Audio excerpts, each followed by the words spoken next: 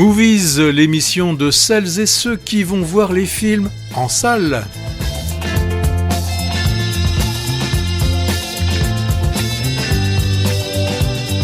Votre émission cinéma présentée par le sémillant Hervé Brie. Bonjour. Bonjour, bienvenue chez Movies, préparé et présenté aussi par l'également sémillant Patrick Servel.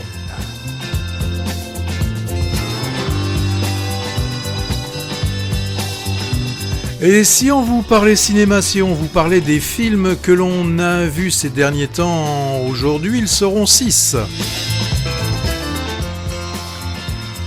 Il y en a un qui est sorti déjà il y a quelques semaines, mais on n'avait pas encore eu le temps de vous en parler. C'est À bicyclette, un road trip d'un duo d'amis à vélo de l'Atlantique à la mer Noire sur les traces d'un enfant disparu.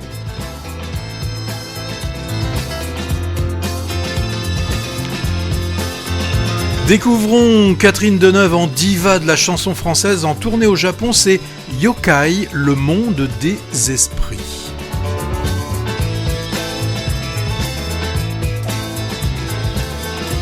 Un exercice de style sous forme de thriller d'espionnage conjugal, ça donne The Insider.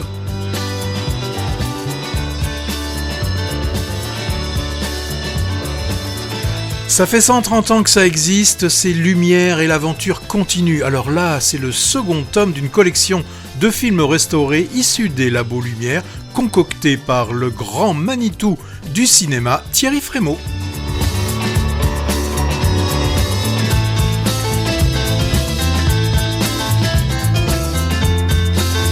Quand le théâtre de rue est un moyen de lutte et d'émancipation des jeunes filles en Égypte, ce sont les filles du Nil.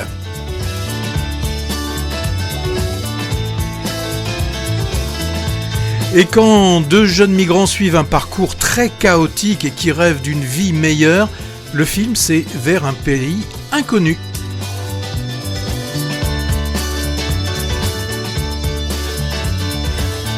Vous l'avez compris, beaucoup de films, beaucoup de choix. Pour cette nouvelle émission de Movies, on parlera bien évidemment des films que l'on a envie de voir. Ça, c'est la rubrique, c'est la rubrique dans le viseur. On vous reparlera des films qui sont toujours à l'affiche et qu'on a aimé. On vous parlera de beaucoup de choses. On vous parlera aussi des festivals qui s'annoncent. Et des films qu'on aurait aimé, mais qu'on n'a pas aimé. On a mis là-dedans Ma mère, Dieu et Sylvie Vartan et La Cache. Et donc, c'est toi qui commences avec... à vélo.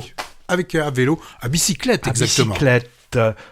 Sorti depuis plus d'un mois, mais qui rencontre du succès. Drôle d'objet, alors issu d'un curieux projet filmique, ce qui donne comme résultat une sorte d'hybride entre reportage et fiction, qui a fonctionné pour moi malgré quelques réserves minimes. On va y avoir des bémols. Oui, un petit peu. Alors, il s'agit de la mise en scène d'un road trip, un voyage mémoriel que deux amis quinquagénaires ont entrepris en vélo de la côte atlantique à Istanbul, reproduisant le périple réalisé en solitaire par Yuri, le fils de l'un d'eux, et ce jeune homme de la vingtaine a eu ensuite une fin tragique. Et tout ça est réel. On a une alternance de scènes de pure comédie, avec des moments de forte émotion, entrecoupé de dialogues ou alors de monologues introspectifs, souvent passionnants, parfois même fulgurants, sur la vie et l'amitié. Les deux comparses prennent les mêmes chemins que Yuri avait pris à travers l'Europe, 3 ans plus tôt. Il revisite des lieux photographiés par le jeune homme, il rencontre des gens qu'il avait côtoyés. C'était un jeune artiste circassien et il avait en route réalisé quelques spectacles ou performances, et nos deux routards vont faire de même, s'improvisant parfois clown ou pseudo-acrobate ou magicien, ce qui donne lieu à des scènes vraiment burlesques. C'est un festival Philippe Rebaud, acteur qui creuse son personnage récurrent d'homme chaleureux, décalé et lunaire, qu'il interprète souvent dans ses films. Hein. Par exemple, je me souviens Patrick en Clochard Céleste, gagnant du loto. Oui, ils étaient 3. Oui, dans 3 fois rien, il y a 2 ans. C'est vrai que lui, on l'imagine pas en salaud. Non, il l'est jamais. Ou alors en clown amusant, les enfants hospitalisés dans le premier récent long métrage de Reda Kateb qui s'appelait Sur un fil. Toujours lui avec une belle dose d'autodérision. Alors, son compagnon de périple à vélo, ami dans la vraie vie, il s'appelle Mathieu Mlekuz, que je ne connaissais pas. Alors lui, il n'est pas en reste, hein, nounours émouvant et drôle à la fois. Lui, à la recherche des signes de son fils défunt. C'est lui qui réalise le film, c'est son second long métrage, et j'ai vu qu'il avait une assez longue carrière d'acteur derrière lui, sur les planches et au cinéma, dans des seconds rôles. Il y a un côté Laurel et Hardy chez ces deux-là, l'un avec un embonpoint certain et l'autre maigrichon, assez accro à l'alcool en plus, hein, les deux se jouant de leurs défauts ou faiblesse. Projet casse-gueule, hein, car très intime finalement. Hein. Pas facile d'oser exposer face caméra sa douleur insondable suite à une tragédie personnelle, ni de montrer comment on tente de l'exorciser. Une sorte de thérapie filmée qui pourrait paraître impudique et faire peur, mais j'ai trouvé que la sincérité l'emportait et l'aspect tragédie est fortement tempéré par l'humour. Alors évidemment, hein, je pense qu'on se fait avoir. Les scènes de comédie comme les digressions philosophiques paraissent improvisées, tournées sur le vif, mais c'est un leurre. Hein. Elles ne sont sans doute pas tant que ça, même si une dose d'improvisation a dû parfois prendre sa place, ça se sent hein, que le scénario aussi s'est construit peut-être au fil du trajet. Alors, ce brouillage des lignes hein, entre documentaire et fiction, peut-être quelque chose qu'on retrouvera, Patrick, avec un film dont tu nous parleras tout à l'heure, qui s'appelle Les Filles du Nil. Hein. Donc ce brouillage, il aurait pu être irritant, mais en fait, je l'ai trouvé original et efficace. Alors la partie finale m'a paru moins réussie, car plus artificielle, avec l'apparition du frère et de la dernière petite amie du fils défunt qui se joignent au duo à Istanbul. Mais bon, ça ne gâche pas trop l'ensemble. Moi, je suis en tout cas sorti de tout bouleversé de ce à bicyclette et je recommande aux auditeurs de tenter cette proposition cinématographique originale, hein, même si parfois un peu bancale. Mais c'est aussi sa spontanéité qui fait son charme. Alors en plus de susciter rire et larmes alternées, sans sensiblerie pour autant, hein, il fait réfléchir intelligemment sur ce qui lie les gens, le lien filial, amical et les liens de passage. À noter, il a été récompensé lors du dernier festival du film francophone d'Angoulême par le prix et de la mise en scène et celui du public, ce qui doit normalement faire envie de le découvrir. J'irai certainement le voir avec tout ce que tu viens de nous dire. Alors, avec un mouchoir, avec Kleenex. Oui, mais il faut se dépêcher quand même parce que il y a déjà quelques semaines qu'il est là. Il marche bien, et c'est tant mieux. Un autre film qui marche pas mal aussi. Bon, faut être relatif, hein. Relativement, mais qui marche quand même assez bien. Ce sont les Filles du Nil. Alors s'il y a bien un point commun entre les différentes religions monothéistes, c'est bien le poids du patriarcat. Et là, nous sommes en Égypte, au sud de l'Égypte, un petit peu loin de la capitale, le Caire. Et là, nous sommes dans un village. Bon, alors la religion qui domine, hein, ce n'est pas l'islam. Là, il s'agit d'une religion chrétienne. Ce sont des chrétiens coptes qui sont majoritaires dans ce village. En tout cas, c'est ce que l'on voit apparaître. Village très pauvre. Hein. Ah oui, ça on peut le dire qu'il est assez pauvre. Alors, pendant les 1h42 du film, on va nous proposer de suivre une bande de jeunes filles. Alors, toutes ces jeunes filles rêvent de devenir soit comédiennes, danseuses, chanteuses. Alors, elles sont assez... On va mettre le mot rebelle entre guillemets, mais elles le sont. Elles ont fondé une troupe de théâtre, hein, une troupe qui, la plupart du temps, répète dans un local qui leur est prêté, mais lorsqu'elles se donnent en spectacle, c'est dans la rue. C'est là qu'elles interpellent le public par des êtes-vous heureuse en ménage ? N'avez-vous pas été mariée trop jeune ? Les femmes n'ont donc aucun droit à l'amour. Voilà les questions que posent ces jeunes filles en interpellant les spectateurs, spectatrices qui sont quand même assez assez médusés d'entendre ces jeunes filles parler de cette façon. Alors, ce que je n'ai pas dit jusqu'à présent, c'est que ce film nous est présenté comme documentaire, ce qui signifie que ces jeunes filles existent vraiment et ce sont elles qui ont quasiment proposé au réalisateur, le réalisateur et la réalisatrice, d'être filmés. On nous dit qu'il y a eu 400 heures de rush et qu'il a fallu monter pour ce résultat final quand même de moins de 2 heures. Le couple de réalisateurs, c'est Nada Riada et Eman El Amir. Alors, les deux ont rencontré ces jeunes filles en 2017. À l'époque, ils travaillaient pour une organisation féministe au Caire qui soutient la création artistique de femmes venant de communautés marginales. Alors, dans ce cadre, ils ont beaucoup voyagé dans le sud de l'Égypte et c'est là, dans ce village d'El Barcha, qu'ils les ont rencontrés. Ils sont restés en contact et en 2018, comme je disais, ce sont elles, les jeunes filles, ayant vu les documentaires de ces deux réalisateurs, se sont dit, quelque part, ce serait un moyen supplémentaire d'arriver à la gloire. D'arriver à la gloire et aussi de faire passer quand même le message assez fort. Donc elles ont vu en l'outil cinématographique une autre façon de s'exprimer. Alors, dans ce film, on les voit, on voit leur relation avec leurs parents, avec leur famille, leurs voisins, et c'est assez intéressant. Moi, j'ai trouvé ça assez intéressant. Alors, moi, la petite difficulté que j'ai quand même eu avec le film, c'est par moment, je me dis, est-ce que tout ça n'est pas écrit ? J'ai de la difficulté à croire que tout ça a été véritablement spontané et filmé sur le vif. Alors, ce qui est quand même intéressant dans ce film, c'est que ça nous montre que c'est l'importance de vivre ensemble, de pouvoir s'exprimer. On sent bien que c'est le couple, pas le couple, c'est l'ensemble de ces jeunes filles qui leur donne leur force. On sent bien qu'elles sont. On va pas les taxer de féministes. Hein. Le mot serait certainement un peu trop fort, mais elles ont bien compris, me semble-t-il, la force que peut leur donner le fait de jouer en troupe. Alors, elles savent très bien qu'elles ne seront jamais des professionnels. Hein.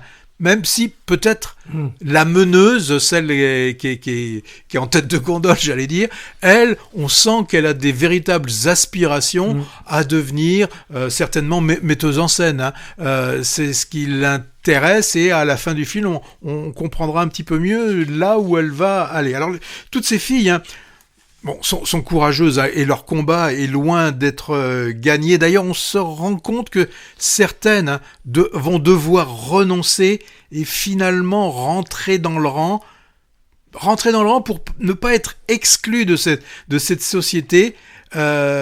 Société qui, on le voit, qui évolue, mais que pour nous, certainement, on trouve encore avec notre vision d'occidentale, avec beaucoup de chemin à parcourir. La fin se termine quand même avec une note d'espoir que je ne vous livrerai pas parce que je vous invite à aller voir ce film. Alors, c'est aussi quelque chose d'intéressant, c'est que le titre international, donc en anglais, et si on le traduit, c'est au bord des rêves. Ouais. Hein, c'est The Brink of Dreams, quelque chose comme ça. Que je trouve beaucoup plus explicite et peut-être moins marketing que Ces filles du Nil.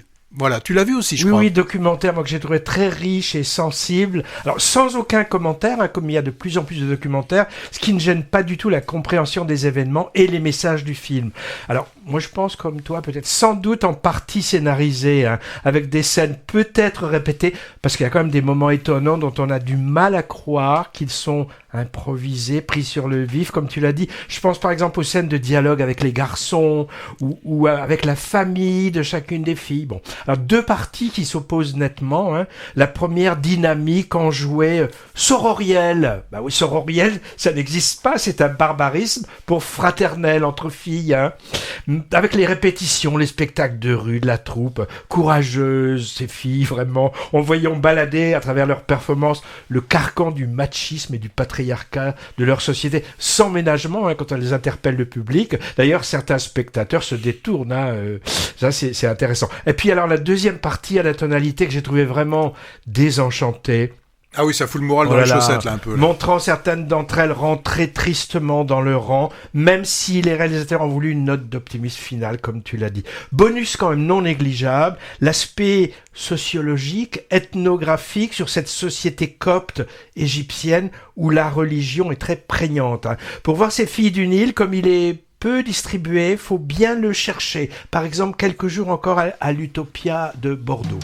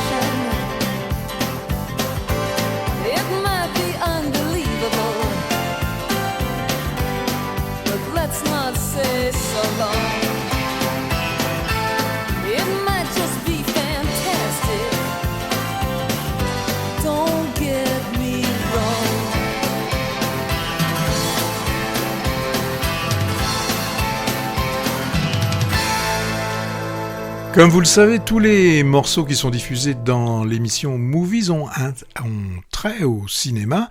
Oui. Et là, c'était quoi ça? Alors ça, c'était les Pretenders, un groupe british mené par la flamboyante Chrissie Hynde, avec Don't Get Me Wrong, ça date de 86, et on l'entend dans une très belle scène de fête du film de Corinne Tardieu, L'attachement, qu'on a défendu dans notre précédente émission et toujours à l'affiche. Alors toi, tu l'avais défendu, mais moi je l'avais pas encore vu. Et tu le défends maintenant. Et je le défends aussi. Alors, le clip que j'ai vu de cette chanson est une parodie de Chapeau melon et bottes de cuir qui est assez drôle. C'est à moi de causer. Hein. Oui, tu nous parles d'une industrie qui existe depuis 130 ans. Hein. C'est Lumière, l'aventure continue. Une plongée dans l'archéologie du 7e art avec ce second montage de dizaines de films très courts, on appelle ça des vues aussi, des deux frères ingénieurs lyonnais, dont beaucoup d'inédits, exhumé des archives de l'Institut Lumière, le tout commenté par le maître d'œuvre du projet de restauration de ces documents artistiques et historiques, Thierry Frémaux. Alors pour ceux et celles qui ne connaîtraient pas le bonhomme, c'est une personnalité incontournable du cinéma français et international, hein, puisqu'en même temps, délégué général et sélectionneur des films du Festival de Cannes depuis une quinzaine d'années, je crois. En plus de ça, directeur de l'Institut Lumière de Lyon et de son festival annuel. Le genre de type hyperactif qui est partout dans la galaxie cinéma. Il doit voir au moins 20 films par semaine. Hein. Mais je pense que c'est un peu comme dans Mickey 17, je pense qu'ils sont plusieurs. et il connaît tout le gratin du cinéma mondial et même ce qui n'est pas gratiné d'ailleurs. Hein. Bref, dans son domaine, un puissant fond de compétences et de connaissances, tant artistiques qu'économiques, et un passeur aussi, et qui a aussi comme casquette celle de critique, réalisateur, écrivain, éditeur d'ouvrages, sur le cinéma bien sûr, mais pas que. Bref, n'en jetez plus. Il y a aussi, j'ai vu, quelques controverses à propos de sa personnalité et de son management, pas forcément des plus doux. Disent certains, je vais pas m'étendre, ce n'est pas le sujet. Alors c'est sa venue il y a quelques semaines pour présenter la projection de Lumière, l'aventure continue dans le cadre de l'Unipop du Jean Eustache de Pessac qui m'a décidé à y aller. C'était la 1000e en plus, 1000e Unipop. Mais avec dans la tête l'idée un peu préconçue que bof, voir des vieilles images animées, muettes, en noir et blanc, ça va pas être très sexy. Méprise totale, car quelles images et quel noir et blanc. Le travail de restauration effectué sur les bobines abîmées par le temps est vraiment magnifique et leur contextualisation par le commentaire très intéressante.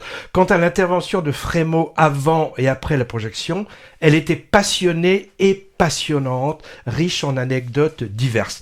Le 19 mars 1895, c'est-à-dire il y a 30 ans et quelques jours, les Frangins Lumière inventent... 130 ans. 130 ans, oui. Ah oui. Les Frangins Lumière inventaient la notion de cinématographe en tournant la manivelle d'un nouvel appareil placé devant la sortie de leur usine. Ensuite, première projection publique payante, sur grand écran, de films réalisés par leurs soins, pas plus d'1 minute chacun, pour des raisons techniques. Par exemple, les fameuses vues documentaires comme l'arrivée du train en gare de la Ciotat, qui a fait soi-disant se reculer les premiers spectateurs apeurés, ou de courts sketchs de fiction comme L'arroseur arrosé. Alors, quand je dis inventer le cinéma, ce n'est pas tant du point de vue technique, hein. La mise au point des premiers instruments de captation du réel animé étant encore controversée. Pour les Américains, ils l'attribuent plutôt à Edison, hein. Mais avec le travail des lumières projetées sur grand écran, on se rend compte que tout était déjà là d'un point de vue artistique. Le plan calculé, le travelling, le documentaire, la fiction, la comédie, le drame, le jeu des acteurs. C'est ce qu'on voit de façon flagrante dans cette collection présentée. Des images étonnantes, de modernité formelle, passionnantes pour leur aspect documentaire et tellement belles. Du coup, je regrette de ne pas avoir vu le premier tome de cette entreprise sortie en 2017, intitulé Lumière, l'aventure commence, surtout visible maintenant via le petit écran, seulement, ce qui est dommage. 2 bémols quand même, je sais pas si tu les auras aussi Patrick, le commentaire dit par Thierry Frémaux par-dessus les images, bon, s'il est intéressant pour contextualiser ce qu'on voit, est parfois un peu redondant et même parfois pontifiant à l'occasion, j'ai trouvé. Et la musique, oui. Un peu trop envahissante, par son volume sonore déjà, et par son systématisme, c'est de bout en bout du Gabriel Fauré, choisi parce que contemporain de ce qui est montré à l'écran. Patrick, qu'est-ce que tu penses de ce Lumière, l'aventure continue? Tu as dit déjà beaucoup de choses. Alors moi, ce qui m'a aussi intéressé, c'est la mise en lumière des nombreuses inventions des frères Lumière. Ingénieurs tous les deux. Oui, alors, il paraît qu'ils se promenaient toujours avec un tournevis dans la main. J'ai entendu, un des derniers trucs qu'ils voulaient inventer, c'était de pouvoir colorer le sel, parce que on n'arrivait pas à voir combien on mettait de sel blanc dans du riz blanc. Ouais, mais c'était des Géo trouve tout. Oui, mais revenons au cinéma. On voit par exemple qu'au-delà de l'invention donc de la caméra, du projecteur et de l'appareil qui permettait en même temps de développer les films, parce que Edison, lui, il avait fait déjà quelque chose, mais le cinéma n'était pas, j'allais dire, quelque chose qui se partageait, puisqu'il fallait les regarder dans une boîte, dans une sorte de visionneuse. Donc ils ont aussi après inventé les daguerréotypes. C'est Daguerre qui a inventé les daguerréotypes. Non, pardon, il a inventé la photo. Ils ont été les premiers à faire de la photo couleur. D'accord. C'est eux qui ont inventé tout cela. Tu l'as dit, ils ont aussi, pour des raisons techniques, ils ont inventé le plan séquence. Le plan séquence, vous savez ce que c'est un plan qui n'est pas interrompu, il n'y a pas de montage. Là, c'était des plans séquences d'une minute, parce c'était la longueur de la bobine. C'était la longueur de la bobine, ce qui durait à peu près 50 secondes à une minute selon... Alors, il fallait aussi, puisqu'il n'y avait pas de moteur électrique, il fallait voir le rythme. Ils avaient un rythme qui était entre 16 et 18 pour images. Pour tourner la manivelle. 16 à 18 images secondes, ce qui nous a posé souvent des soucis lorsqu'on voyait des films qui nous étaient rediffusés, puisqu'on prenait ces anciens films et on les passait à 24 images secondes. Donc on avait toujours cette impression qu'au début du cinéma, les gens avançaient très vite. Ils avançaient pas plus vite que maintenant. Donc ça, c'est quelque chose d'intéressant. Alors, ce film, c'est un hommage aux Frères Lumière, mais c'est aussi quand même la célébration du cinéma en tant qu'art et industrie. On voit bien qu'en revoyant ces œuvres, on voit l'influence qu'ils ont pu donner sur les cinéastes pendant ces 130 ans, même jusqu'à nos cinéastes contemporains. Donc, ça nous montre comment, en fait, le cinéma a évolué tout en restant fidèle à ses racines. Ce qui est intéressant aussi, c'est de se rendre compte que de filmer sur une image argentique, ça a duré quasiment un petit peu plus d'un siècle. Ça fait quoi, une grosse vingtaine d'années à peine qu'on est passé au tournage en numérique. Donc moi je trouve que c'est un très bel hommage aux Frères Lumière, et puis ça nous permet de voir quand même qu'on a un sacré patrimoine cinématographique, et puis un petit cocorico quand même, ça fait toujours plaisir de se dire que le cinéma est né quelque part en France, et plus particulièrement à Lyon. Il paraît que la malle au trésor lyonnaise ouverte par Frémaux est encore bien remplie de bobines inédites. Avec leurs équipes, les Lumières en auraient produit plus de 1500 en voyant des opérateurs récolter des images de la fin du 19e et du début du 20e dans le monde entier. Donc le travail d'exhumation, de restauration et de montage pour diffusion continuera, j'espère, tant mieux, pour les historiens aussi, pour les ethnologues sans doute, mais surtout pour le grand public amateur de 7e art, découvrant ces anciennes perles redevenues toutes neuves. Moi, je vais vous parler d'un film, d'un film qui s'appelle Vers un pays inconnu. Dans ce film, on retrouve Shatila et Reda, qui sont deux cousins palestiniens, réfugiés à Athènes, et ensemble, ils multiplient les combines pour assembler une somme importante qui leur permettra d'acquérir des faux passeports qui seront ces passeports sésame vers l'Allemagne, où ils rêvent de pouvoir enfin construire leur vie. C'est ça le pays inconnu, c'est l'Allemagne finalement. Oui, mais il va bon, je vais pas trop en dire sur le film, mais quelque part, il va rester inconnu, ce pays. Alors, je l'ai dit, pour cela, ils vont faire quand même des combines, des larcins, des grosses combines, voire des très très grosses combines. Alors, c'est ce qu'on appelle, vous savez, au cinéma, on aime bien ce terme, dès qu'on met 2 personnes, on appelle ça un buddy movie, c'est-à-dire un film de potes, où normalement les deux sont complètement différents, complètement antinomiques. Alors, c'est un genre très classique, ça va de la grande vadrouille à l'arme fatale en passant par Rain Man. Bon. Et Laurel et Hardy. Laurel et Hardy. En fait, Reda et Shatila, ils représentent en fait les 2 facettes d'un même personnage. On va avoir un côté dur et un côté doux, comme un peu des fois sur des éponges.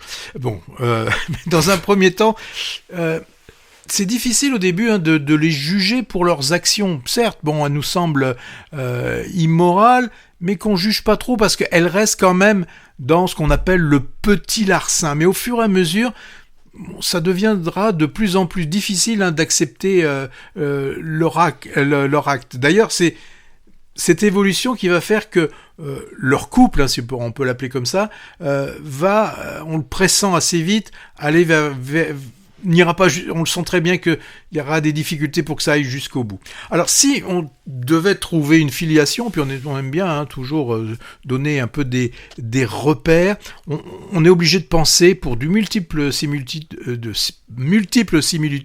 au film de John Schlesinger, Macadam Cowboy, où il y avait drogue, prostitution masculine là qui est esquissée, mais elle est bien présente. Et puis même aussi un voyage final en car. Ouais, mais il n'y avait pas la galère de rechercher des faux papiers et tout. Non, mais il y avait quand même cette galère aussi de trouver comment survivre dans un monde un peu. C'était un monde quand même de marginaux où il était difficile quand même de trouver. Alors, on a même l'image, elle est très années 70 puisque on s'en rend compte. D'ailleurs, ils font des fois un peu exprès. On voit au bord du film au début quelques petites impuretés et on sait que le film a été tourné en argentique, a été tourné en 16 mm. Alors là, généralement quand on voit des films sur les migrants, ils sont souvent au début en Syrie, prêts à partir, mais on les voit rarement dans des étapes. Et là, la Grèce, pour eux, c'est le premier pays où ils sont arrivés. Ils voulaient peut-être pas forcément arriver là, mais ils arrivent en Grèce. Et là, en fait, la ville nous est présentée comme c'est un peu un désert. Ils sont pas encore arrivés. Pour eux, ils ne sont pas encore arrivés en Europe. Ils sont là, mais en transit. C'est une sorte, comme tu le dis, une sorte de transit. Et ce désert, va falloir le franchir. Alors, j'ai dit, il y a les 2 personnages. C'est pour Shatila, le dur. On peut penser que la fin peut tout justifier, la fin FIN. Alors que pour Reda, on sent très bien que pour lui, il est déjà un peu plus faible comme personnage.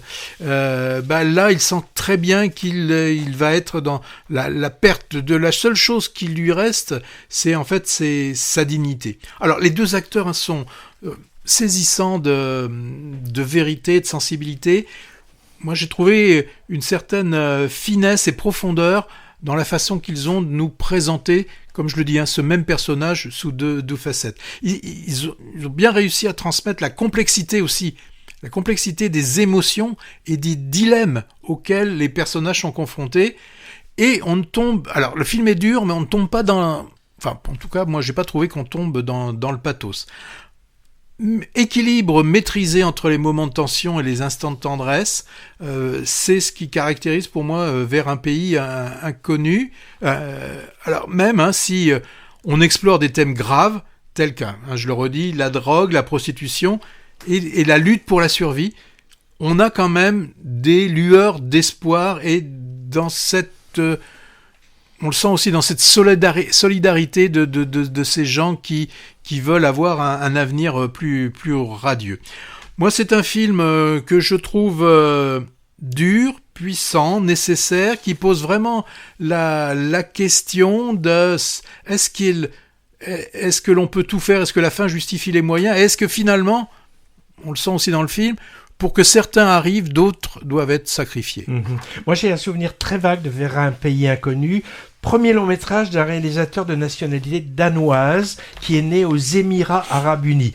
Je l'ai vu en fait, après je me suis venu au Festival de San-Sébastien 2024 en compétition dans leur section Nouveaux Cinéastes. C'est-à-dire il y a plus de 6 mois, donc il était sorti de ma mémoire et je pensais même pas d'ailleurs qu'il allait être distribué dans nos contrées. Moi, je me rappelle d'une tonalité quand même très noire, voire glauque. J'ai pas le souvenir vraiment d'optimiste, et je me souviens qu'il m'avait pas vraiment emballé. Alors, avec une thématique proche, le difficile parcours de migrants clandestins pour rester en Europe vu comme un Eldorado, l'histoire de Suleiman m'a bien davantage convaincu, dans la forme comme dans le fond, beaucoup plus humaniste.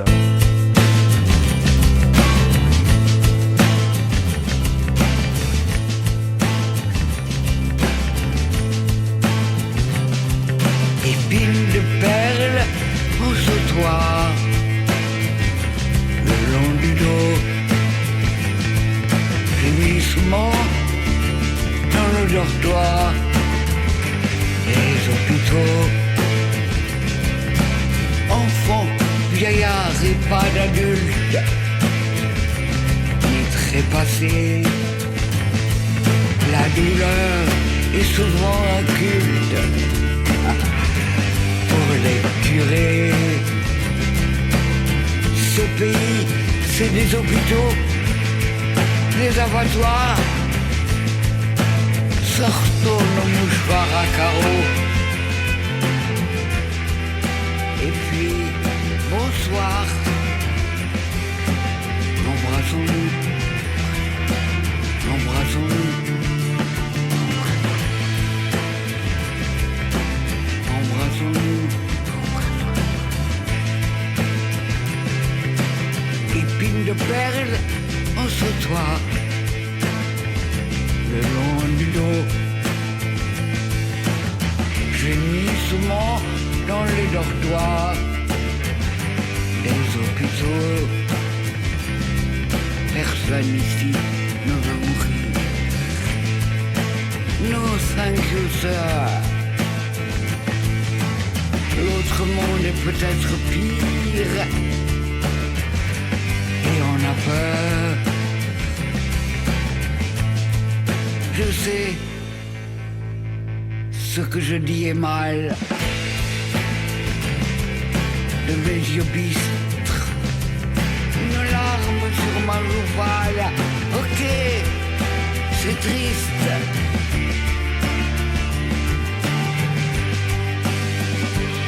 Embrassons-nous, embrassons-nous, embrassons-nous.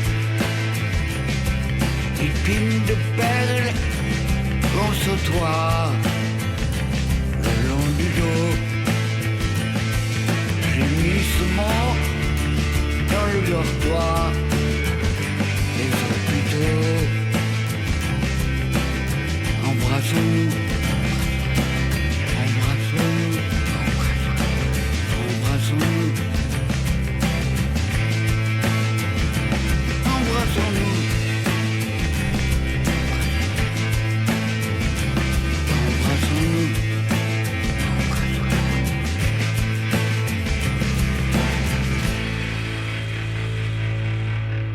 La grand-mère indigne de la chanson française, Brigitte Fontaine, 85 ans dont 65 de carrière, mais toujours à l'avant-garde, avec un extrait de son récent dernier album, réalisé en collaboration avec le duo de Perpignan qui s'appelle les Liminianas. C'est un groupe de rock hexagonal qui a une certaine notoriété aux États-Unis, paraît-il. Alors je sais qu'ils sont en tournée en ce moment, les Liminianas, avec une date à Bordeaux le 3 avril. Alors en plus de sa longue carrière musicale, Brigitte Fontaine a épisodiquement fait quelques apparitions sur le grand et le petit écran, entre autres avec ses complices Kerven et Delépine. On la voit parfois dans le Groland, par exemple, et dans leur film Le Grand Soir de 2012. Elle est tenancière d'une pataterie et elle est mère de Dupontel et Paul Vorde. Elle est le sujet d'un documentaire du duo de cinéastes pas encore sorti en salle ou à la télé, qui s'appellera Morlaix. J'attends ça avec impatience. Yokai, c'est Kezako. Oh, Yokai, qu'est-ce que c'est ? C'est le monde des esprits. C'est un film sorti discrètement il y a quelques semaines, avec un succès mitigé malgré la présence de Catherine Deneuve en tête de gondole. Donc il est plus trop à l'affiche, malheureusement. Il y a un tropisme, tu as remarqué Patrick, de nos actrices et acteurs français pour l'Asie en ce moment, avec souvent d'ailleurs des cinéastes de là-bas. Exemple ces derniers mois, Romain Duris, en chauffeur de taxi à Tokyo, à la recherche de sa fille dont une part manquante, mais là c'était un réalisateur belge. Roche Dizem, interprétant un auteur de BD en quête d'inspiration en Corée, pour Un hiver à Sukcho. Il suit pas. Si, je suis, mais j'étais en train de penser à quelqu'un d'autre. Isabelle Huppert, oui. en écrivaine à succès découvrant la culture japonaise lors d'une tournée promotionnelle, c'était Sidonie au Japon. Et Isabelle Huppert encore, très récemment, en Corée aussi, avec La Voyageuse, sortie confidentiellement sans grand succès. Alors ça, c'était compréhensible, car c'était très ennuyeux. Alors, il y en a un... Plus ancien peut-être. Non, il n'avait pas besoin, lui, d'aller là-bas. Il était déjà connu là-bas. C'était Alain Delon. Ah oui, mais c'est il y a longtemps, quand même. Il y a longtemps. Là, les 4 ou 5 exemples, je te dis, c'est il y a quelques mois. Et maintenant, voilà notre Catherine Deneuve nationale, en chanteuse faisant une tournée d'adieu au Japon, à qui il va arriver des histoires après un saké fatal dans ce yokai, le monde des esprits. Joli film, modeste, mélancolique et zen sur le deuil, la résilience, avec des fantômes bienveillants, comme d'ailleurs il y en avait déjà un dans Sidonie au Japon, que je viens de mentionner. Deneuve ne fait pas grand-chose, mais elle le fait bien. Elle est pratiquement de chaque plan, avec toujours ce côté classieux, distant, derrière lequel on devine ici une ironie bienveillante. Et les deux personnages masculins, père et fils, sont très émouvants. Belle idée, pas forcément originale car déjà utilisée au cinéma, mais bien mise en scène ici. La caméra voit les morts, invisibles aux yeux des vivants. J'ai beaucoup aimé aussi le fait que les fantômes se comprennent, même s'ils ne parlent pas la même langue. Pas besoin de sous-titres pour eux, mais pour le spectateur, oui, c'est une jolie trouvaille. Alors pour voir maintenant en salle ce yokai sensible et pas tape à l'œil, il faut bien le chercher dans quelques salles indépendantes sans doute. Il passe encore quelques jours, je crois, à l'Utopia de Bordeaux par exemple. J'allais oublier 2 choses. Le film est signé d'un réalisateur singapourien qui s'appelle Eric Koo, je sais pas comment ça, K-H-2-O, Eric Koo, qui est pas un perdreau de l'année, c'est son 9e long métrage, et je crois le premier qui atteint notre sol, Elle est incroyable cette Deneuve quand même, elle va dénicher des réalisateurs comme ça au bout du monde inconnus, et c'est courageux. Deuxième chose, on entend quelques chansons signées Jeanne Chéral, susurrées par Deneuve, et bon, elles ne m'ont guère fait d'effet. Ouais. Alors maintenant, un gros morceau quand même. Alors, oui. On a pas mal de choses à dire sur The Insider. Alors, c'est assez fréquent, c'est que dans un couple, les deux exercent la même profession. On a ça chez les commerçants, les pâtissiers, chez les bouchers, lui découpe, elle était la caisse. Bon, alors là, dans le dernier film de Steven Soderbergh, The Insider, il s'agit d'un couple d'espions. De contre-espions, en fait. Attends, d'un couple d'espions. Ouais. George Woodhouse et sa femme travaillent pour le contre-espionnage anglais, parce que vous noterez que les espions, c'est toujours les autres. Ouais. Donc, eux, ils sont contre-espions. Alors, tout le film va se jouer sur une semaine. Tout ça va se passer à Londres ou dans la région de Londres ou dans la campagne environnante. Alors, notre agent du contre-espionnage, George Woodhouse, retrouve son collègue Misham qui lui fournit une liste de 5 noms, dont celui de Catherine, l'épouse de George, parmi lesquels se cache un traître ayant volé un virus informatique. Alors le virus, on le voit à un moment donné, en tout cas on le voit, il est sur une clé USB. Voilà, ça fait peur. Alors le titre du film, c'est pas The Insider, le titre original, qu'on peut traduire par celui de l'intérieur ou plus simplement la taupe. Non, le titre original, c'est Black bag. Le sac noir, en fait, c'est une expression qui signifie quand on pose la question ça, c'est quoi, c'est ça, on répond black bag, ça veut dire confidentiel. Ça, ça on le voit dans un truc louche ou un peu. Ouais, mais c'est ça. Alors, comme dans les livres d'Agatha Christie, George va convoquer les 5 à manger chez lui afin de déterminer quel pourrait être le traître. Alors, les 5, alors c'est pas le club, mais les 5, ils se connaissent tous, ils ont tous plus ou moins couché les uns avec les autres, et George va commencer son enquête. Alors, rassurez-vous, vous saurez à la fin qui est celui ou celle qui a trahi. Bon, le scénario est assez incompréhensible, mais franchement, je pense pas que c'est ce qui a intéressé le plus le réalisateur. Alors, il a choisi un scénariste, pas n'importe qui, puisqu'il s'agit de David Koepp.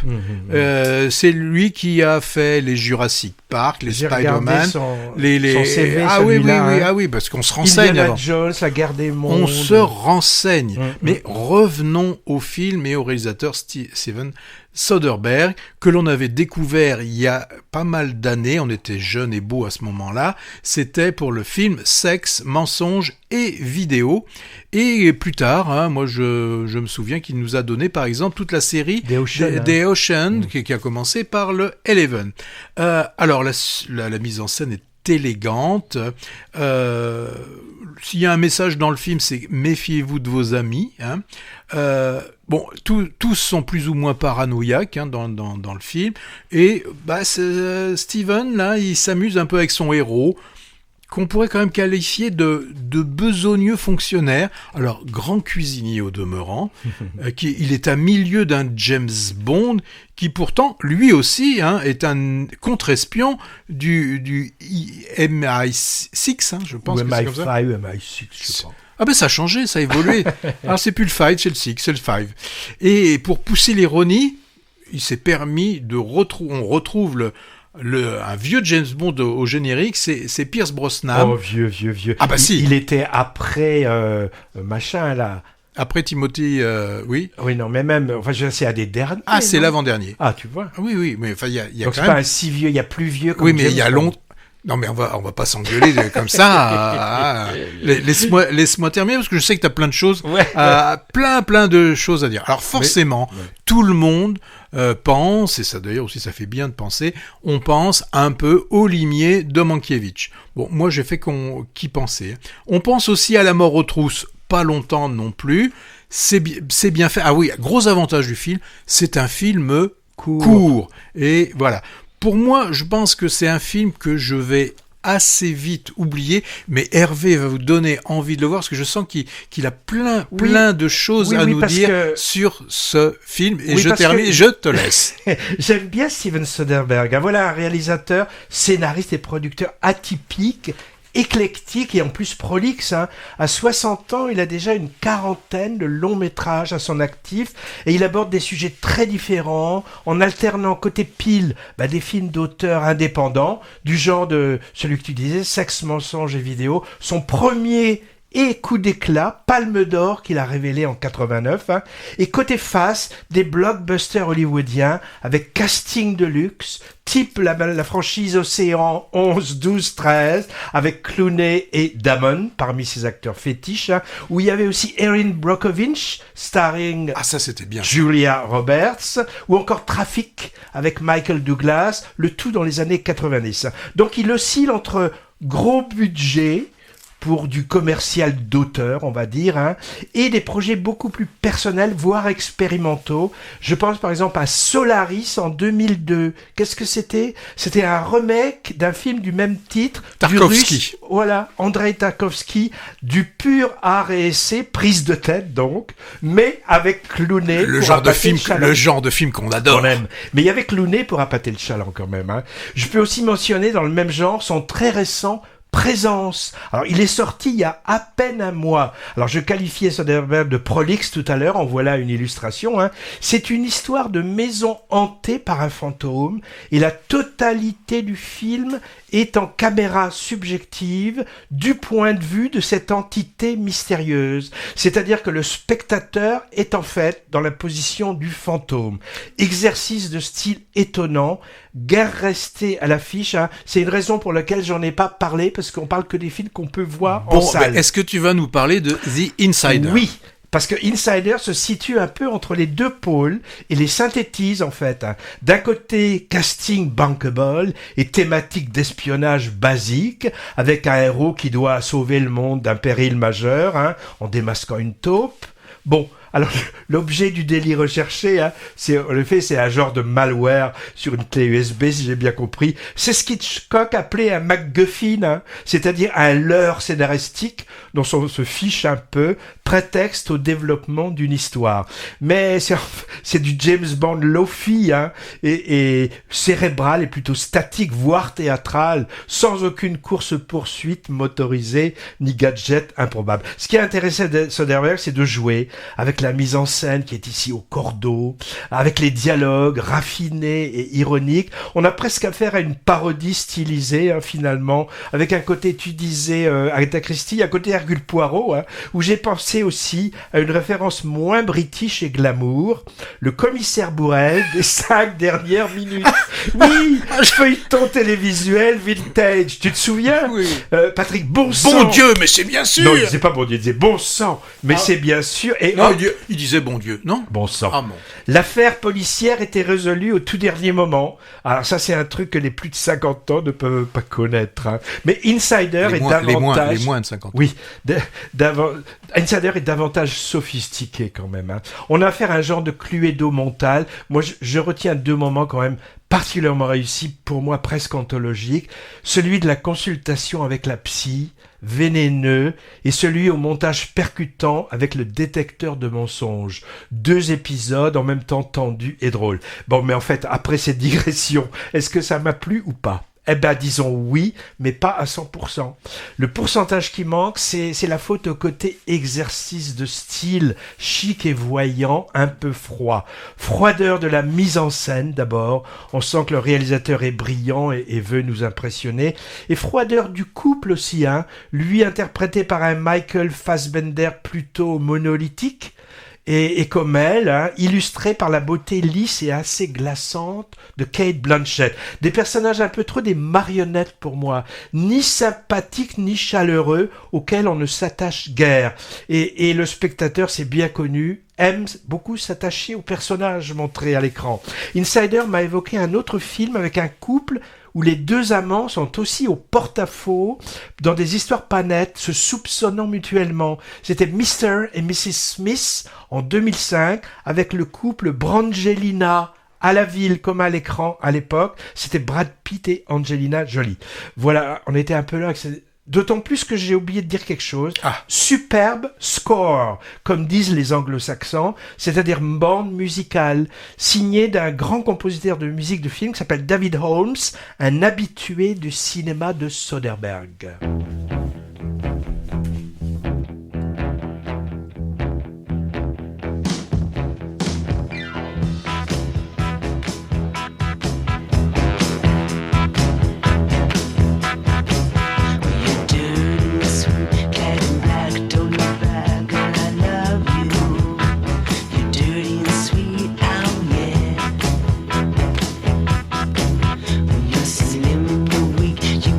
Teeth of the hydra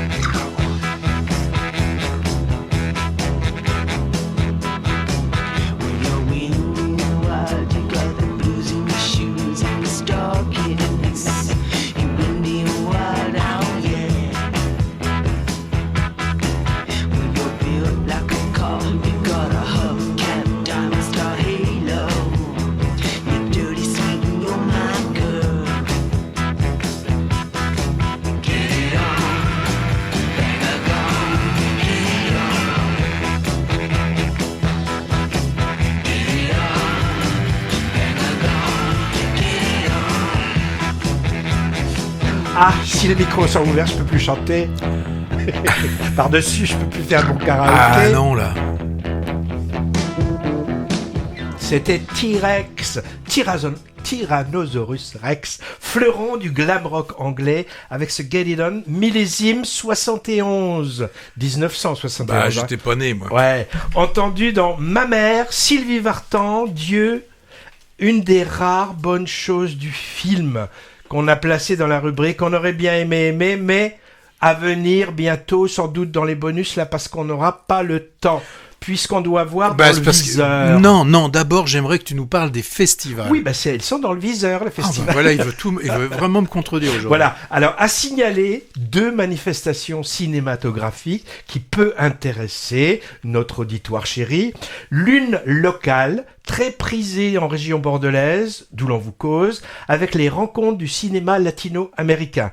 42e édition, organisé par l'Association France-Amérique latine. Alors, pour avoir une idée de la vivacité du cinéma contemporain venant de plusieurs pays d'Amérique du Sud et d'Amérique centrale, un cinéma souvent très politique, le thème de cette année, c'est El Buen Vivir, le bien vivre à tonalité sociale et ethno-écologique. On l'avait déjà évoqué en avance la dernière fois, c'est en ce moment et jusqu'au 26 mars au cinéma Jean-Eustache de Pessac, où Patrick se rend chaque jour en pèlerinage, car il y a son rang de serviette. L'autre manifestation est nationale, du 23 au 25 mars, c'est le traditionnel Printemps du cinéma, organisé par la FNCF, pas la SNCF, mais la Fédération nationale des cinémas français, qui regroupe environ, j'ai vu, 6000 salles sur les 6300 existantes. Dans les grands complexes, comme dans les salles indépendantes, ce sera 5 € pour tous pendant ces 3 jours. L'occasion de voir un film peut-être peu exposé médiatiquement. Je dis ça parce que le dispositif uniquement commercial, sans accompagnement spécifique des films, est destiné à booster la fréquentation. Et il bénéficie en général plutôt aux films qui ont déjà un grand succès public et aux marchands de pop-corn, ce qui est dommage. Alors pourquoi pas aller voir Lumière, l'aventure continue, d'ailleurs qui passe dans les complexes aussi, j'ai vu ce film. Les filles du Nil, Yokai, Vers un pays inconnu, que Movies a soutenu aujourd'hui. Alors évidemment, s'ils sont à l'affiche dans votre cinéma de proximité, mais ça, c'est une autre paire de manches, la disponibilité partout en France des petits films moins médiatisés. On a parfois des retours d'auditeurs qui nous disent « Ouais, c'est bien gentil et appétissant de nous faire l'éloge de tel ou tel film, mais il est introuvable autour de chez moi. » On ne peut que compatir en le déplorant aussi. Bon, alors, 5 € la place, c'est intéressant, mais c'est guère moins que le prix moyen dans un cinéma indépendant quand on a une carte d'abonnement, finalement. Ouais. Bah justement, si on regardait, si on parlait de la deuxième couche, c'est peut-être aussi le moment pendant ce printemps le printemps du cinéma, d'aller voir des films que vous n'auriez pas vus et dont on a parlé, et pour cela, qu'on a aimé. Toi, Hervé, il y en a quelques-uns qui te viennent à l'esprit. L'attachement, ce drame familial poignant, avec des acteurs épatants, mais il a du succès. On ira. Problématique de choisir de mourir dans la dignité, mais en version comédie road trip. De ton côté, tu as quoi, toi? Alors moi, de mon côté, je suis très content de voir que Black Dog est toujours à l'affiche, et il marche bien, hein, ce film. Pour film aussi sympathique, hein, dans un registre complètement différent, bien évidemment, c'est Paddington au Pérou que j'ai trouvé sympathique. C'est très différent de Black Dog. Ouais, c'est sympatoche. Et puis Real Pain, hein. Real Pain aussi, ça c'est le genre de film que j'avais bien aimé. Alors pour le film When the Light Breaks, là il faut aller chercher parce que parce qu'il a terminé un peu sa carrière dans les salles et on parle du viseur. Non, alors. On n'a pas le temps. Regarde. On n'a pas le temps. Donc on a juste le temps de vous dire au revoir et de dire que en bonus, on aura les films qu'on aurait aimé mais qu'on n'a pas trop aimé, c'est-à-dire La Cache et Dieu, Sylvie Vartan et Ma mère, ou je sais plus dans quel ordre. Eh bien, on vous souhaite une bonne quinzaine de cinéma en salle. À bientôt.